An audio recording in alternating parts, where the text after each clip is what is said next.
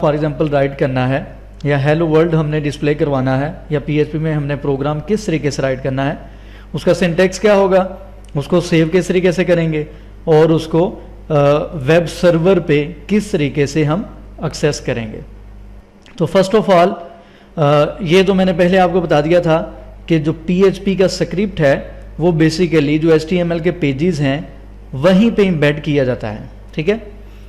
और अलग से भी पीएचपी का स्क्रिप्ट हो सकता है, यानी कि एचटीएमएल के टैग्स के अलावा। और दूसरी चीज़ ये है कि पीएचपी का जो स्क्रिप्ट है आप इस पेज में कहीं पे भी एम्बेड कर सकते हैं, इंसर्ट कर सकते हैं। अगर कोई टैग एचटीएमएल का नहीं भी लिखा फिर भी कोई फ़र्क नहीं पड़ेगा, पीएचपी का स्क्रिप्ट एग्जीक्यूट हो जाएगा। वो एचटीएमएल पे डिपेंडेंट नहीं है। लेकिन हम चूँकि जो स्टैटिक वेबसाइट हमारी होती है, स्टैटिक वेब पेजेस होते हैं, उन्हीं पेजेस में हम डायनेमिक कोई ना कोई वर्किंग करवाना चाहते होते हैं। इस वजह से हम जो एचटीएमएल के टैग्स होते हैं उन्हीं में हम पीएचपी का स्क्रिप्ट एग्जीक्यूट करवाते हैं या एम्बेड करते हैं। अगर फॉर एग्जांपल मैं यहाँ पे लास्ट पे पीएचपी को कोई स्क्रिप्ट राइट कर देता हूँ तो फिर भी वो एग्जीक्यूट हो जाएगा, यहाँ पे कर दूँ, कहीं पे भी कर सकता हूँ। लेकिन चूंकि हमने डिफरेंट एलिमेंट्स पे डायनामिक वर्किंग करवानी होती है, इस वजह से हम पीएचपी के टैग्स के अंदर कहीं पे स्क्रिप्ट को एग्जीक्यूट करवाते हैं। तो फर्स्ट ऑफ ऑल पीएचपी में how to write a program in PHP में प्रोग्राम राइट करने से पहले फर्स्ट ऑफ ऑल तो आपके पास कोई वेब सर्वर, वैम्प सर्वर या जैम्प आपके पास इंस्टॉल होना चाहिए। इंस्टॉल करने के बाद ये अपाची सर्वर और माई एसक्यूएल, ये दोनों मैंने यहाँ पे मॉड्यूल जो हैं उनको स्टार्ट कर लिया है, ये हाईलाइट भी हो जाएंगे। अच्छा, उसके बाद अब हम क्या करते हैं, फॉर एग्जांपल मेरे पास एक सिंपल यहाँ पे आपको एचटीएमएल पेज की एक सिंपल स्ट्रक्चर यहाँ पे आपको नज़र आ रही है। फॉर एग्जांपल हम बॉडी में या कहीं पे भी पीएचपी का स्क्रिप्ट राइट करते हैं, ठीक है। सिंपल स्क्रिप्ट किस तरीके से राइट करेंगे, आपको पता है कि पीएचपी का स्क्रिप्ट राइट करने के लिए आपको सिंटैक्स मैंने आपको बता दिया था फर्स्ट लेक्चर में कि आपने एंगल ब्रैकेट यूज़ करनी है, उसके बाद क्वेश्चन मार्क यूज़ करना है, उसके बाद आपने पीएचपी का एक कीवर्ड यूज़ करना है, ठीक है। ये स्टार्टिंग टैग हो गया है पीएचपी का। उसके बाद आपने क्या करना है, क्वेश्चन मार्क फिर एंगल ब्रैकेट, ये आपने इसको क्लोज कर दिया है, ठीक है। इस तरीके से ये स्टार्टिंग जहाँ से पीएचपी का स्क्रिप्ट स्टार्ट होगा और ये है एंडिंग टैग। तो इस तरीके से आपने इसके अंदर यहाँ पे पीएचपी का स्क्रिप्ट राइट करना है, जो भी आप राइट करना चाहते हैं। तो ये इसका सिंटैक्स है। अच्छा, अभी तो मैंने जस्ट ये सिंपल .html के साथ मैंने इसको सेव करवाया है। हम इसको अच्छा, यहाँ पे आप एक चीज़ याद रखेंगे कि हमने इसको .php के साथ हमने इसको सेव करवाना है। और अगर .html के साथ भी हो तो वेब सर्वर पे फिर भी ये पेज तो एक्सेस हो जाएंगे, लेकिन PHP का हमने स्क्रिप्ट चूँकि राइट किया है तो इस वजह से आपने PHP की एक्सटेंशन यूज़ करनी है और इसको PHP की एक्सटेंशन के साथ सेव करवाना है। इसको सेव करते हैं, सी ड्राइव में जाएंगे,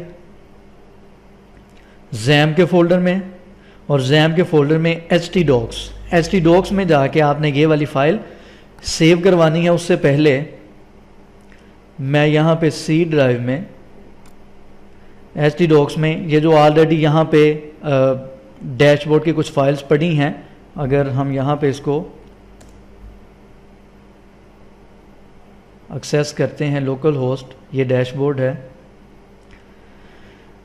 फिलहाल मैं इन तमाम फाइल्स को डिलीट कर रहा हूँ, ठीक है, ये जो यहाँ पे htdocs के फोल्डर में पड़ी थी।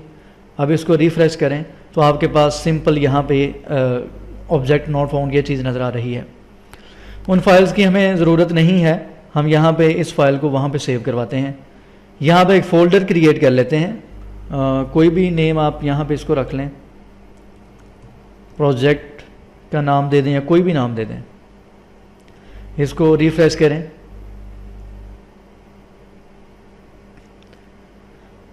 इसको हम सेव करते हैं।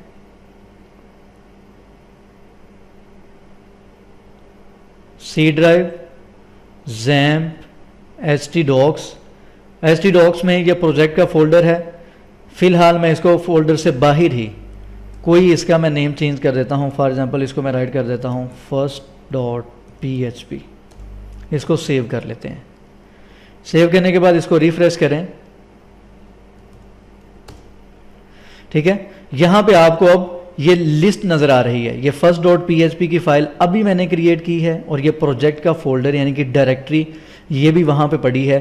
फिलहाल इसको मैं डायरेक्टली एक्सेस करूंगा, तो यहाँ पे हम कोई भी आउटपुट शो करवा देते हैं। फॉर एग्जांपल जैसे आपने जावास्क्रिप्ट में देखा था, आप डॉक्यूमेंट डॉट राइट लिखते थे आउटपुट डिस्प्ले करवाने के लिए, यहाँ पे हम एक कीवर्ड यूज़ करते हैं इको का। इसके अलावा एक प्रिंट का भी होता है इंशाल्लाह, इको प्रिंट दोनों में थोड़ा सा डिफरेंस जो है वो इंशाल्लाह मैं आपको नेक्स्ट लेक्चर में बताऊंगा। फिलहाल हम यहाँ पे राइट करते हैं हेलो वर्ल्ड, ठीक है। इसको सेव कर लें। ये स्टार्टिंग PHP का टैग है और ये यहाँ पे एंड हो गया है, और इसको हमने हेलो वर्ल्ड यहाँ पे इको का कीवर्ड यूज़ करते हुए, और फाइल की एक्सटेंशन क्या है, .php एक्सटेंशन है। इसको सेव करें। आपके सामने first.php जो मैंने वहाँ पे htdocs के फोल्डर में जो भी फाइल और फोल्डर होगा वो लिस्ट आपको यहाँ पे नज़र आ जाएगी। जैसे ही मैं first.php को क्लिक करता हूँ तो आपके सामने यहाँ पे आउटपुट नज़र आ रही है हेलो वर्ल्ड, ठीक है।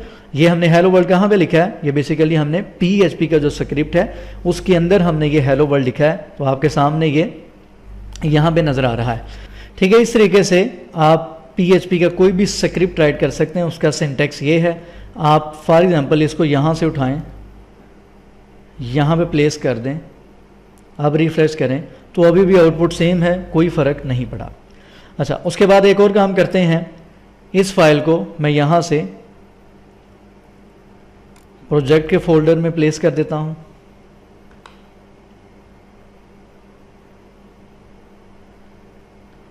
अब इसको रिफ्रेश करते हैं तो अभी ये लोकल होस्ट पे first.php की फ़ाइल मौजूद नहीं है, ठीक है। प्रोजेक्ट का फोल्डर है उसके अंदर फाइल पड़ी है, तो पाथ आपने यहाँ पे गौर करना है कि आपने यहाँ पे लोकल होस्ट के बाद आपने उसको एक्सेस करना है जो भी आपका प्रोजेक्ट या फाइल होगी, इस तरीके से, ठीक है। कुछ स्टूडेंट इसको डायरेक्टली ओपन कर लेते हैं ब्राउज़र में, ये जो फाइल होती है इसको डायरेक्टली ब्राउज़र में ओपन कर लेते हैं और फिर कहते हैं कि जी आउटपुट नज़र नहीं आ रही। तो आपने हमेशा इसको लोकल होस्ट के ज़रिए ही एक्सेस करना है, क्योंकि ये जो PHP का स्क्रिप्ट है ये सर्वर के अलावा डायरेक्टली एग्जीक्यूट नहीं होगा।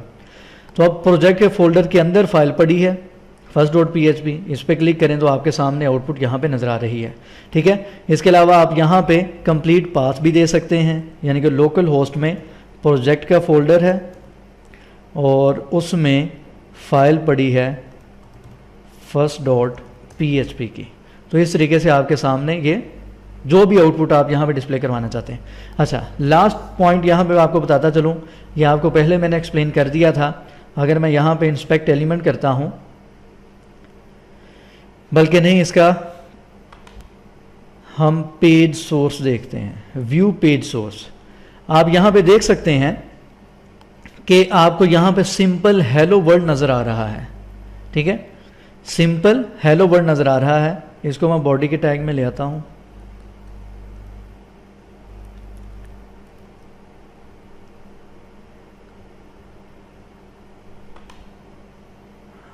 अब इसका सोर्स देखते हैं, आपको यहाँ पे सिंपल हेलो वर्ल्ड यहाँ पे नज़र आ रहा है। ये इसमें चेंज नहीं हुई, उसकी रीज़न ये है कि हमने इसका पाथ चेंज किया है।